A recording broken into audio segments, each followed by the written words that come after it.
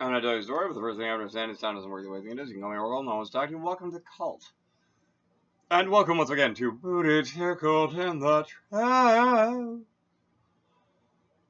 I am once again booty tickled. It happens sometimes.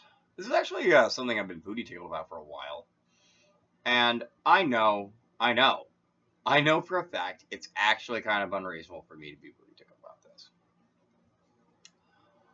But this show about magic, because, you know, under the understanding that magic isn't not a thing. Like, it's there. Some people believe in it, a lot of people don't. And therein, the second part, lies where I am booty tickled. Not even that, like, not everyone believes in it. Because, like, believe it or not, that's their choice. Like, it kind of is explicitly like that. But my problem is, or the thing that I'm booty tickled about, is things like magic and the law. Magic in corporations, and magic and news media. Because, like, if someone uses magic on you and you lose your job, you can't do anything about that. I mean, maybe you can throw a curse back at them.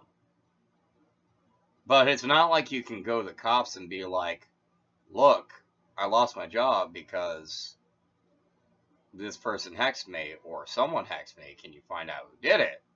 Like, that's just not a thing. It's just not. And, like, yes, I know it's unreasonable about me to be booty tickled about this thing, but you know what? I'm a little bit booty tickled about it, so I'm going to talk about it.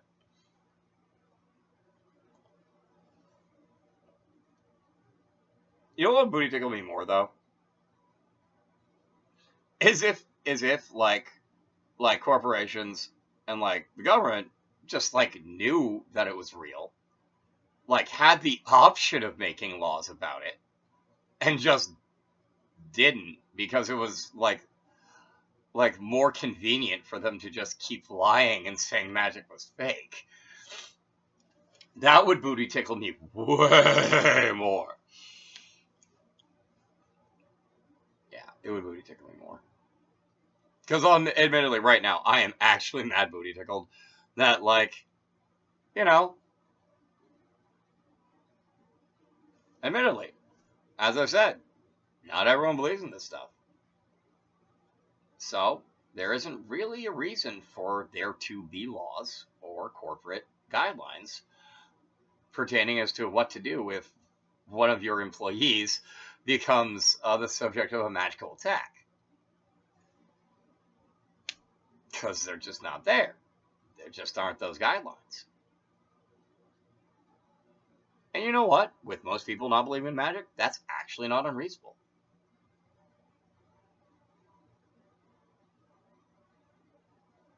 Now I'm beginning to think more about what if it were the case that people like government officials and maybe high-end corporate people actually knew this stuff was real and just, like,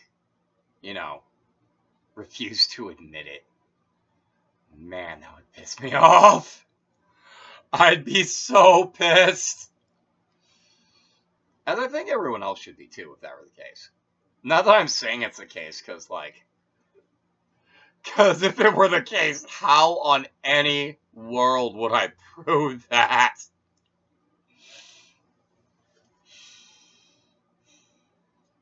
Unless someone else heard something.